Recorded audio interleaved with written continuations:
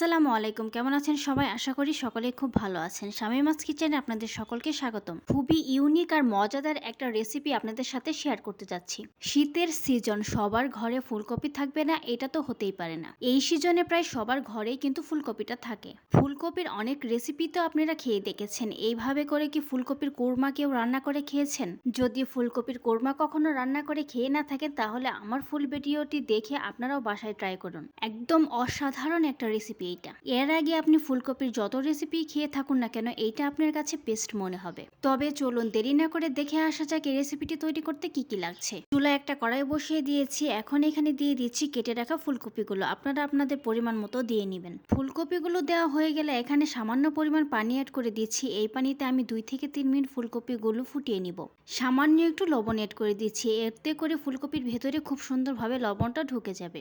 এখন ঢাকনা দিয়ে ঢেকে ফুলকপিগুলো ফুটিয়ে নিব। ফুলকপিগুলো কিন্তু আমি 2 থেকে 3 মিনিট ফুটিয়ে নিয়েছি। এখন এই ফুলকপিগুলো আমি পানি থেকে নামিয়ে পানিটা ঝরিয়ে নিচ্ছি। প্রথমে কিছু বেরেস্তা আমি করে নেব, সেজন্য চুলায় একটা কড়াই বসিয়ে দিয়েছি। কড়াইটা গরম হয়ে আসলে এখানে দিয়ে দিচ্ছি পরিমাণ মতো তেল। তেলটা গরম হয়ে আসার পর দিয়ে দিচ্ছি কিছু পেঁয়াজ কুচি। এখন নেড়ে চেড়ে পেঁয়াজগুলোকে বেরেস্তার কালার করে ভেজে নিব। পেঁয়াজগুলো যখন ভাজতে ভাজতে এরকম একটা কালার চলে আসবে তখনই উঠিয়ে নিব। বেশি যদি কড়া কালার করতে চান তাহলে কিন্তু পুড়ে যাবে আর এটা নামানোর পর অনেকটা কালো হয়ে যাবে। বেরেস্তাটা আমার ভাজা হয়ে গেছে। এখন আমি তেল থেকে উঠিয়ে নিচ্ছি। সেই একই তেলে দিয়ে দিচ্ছি কিছু জিরা ফোড়ন, 2টা তেজপাতা, 2টা দারচিনি, 2 টুকরো এলাচ, কয়েকটা গোলমরিচ, 1 চা চামচের মতো লবণ, 1 চা চামচ রসুন বাটা, 1 চা চামচ আদা বাটা, 2 থেকে 3 চা চামচ দিয়ে দিচ্ছি পেঁয়াজ বাটা, 2 চা চামচ বাদাম বাটা। এখানে আমি 3 প্রকারের বাদাম ইউজ করেছি, চীনা বাদাম, কাঠবাদাম, কাজু বাদাম। আপনারা যে কোনো একটা বাদাম ইউজ করলেও চলবে। দিয়ে দিচ্ছি 1/2 চা চামচ কাঁচা মরিচ বাটা, 1/4 চা চামচ মরিচের গুঁড়া, 1/2 চা চামচ জিরার গুঁড়া, 1/2 চা চামচ ধনিয়ার গুঁড়া। এখন নেড়ে চেড়ে মশলাটাকে 2 থেকে 3 মিনিট কষিয়ে নিব। ততক্ষণ পর্যন্ত মশলাটাকে কষাতে হবে যতক্ষণ না পর্যন্ত মশলা থেকে তেলটা ছেড়ে দিচ্ছে। মশলাটা আমার খুব সুন্দরভাবে কষানো হয়ে গেছে, মশলা থেকে তেলও ছেড়ে দিয়েছে। এখন এখানে ফুটিয়ে রাখা ফুলকপিগুলো দিয়ে দিচ্ছি।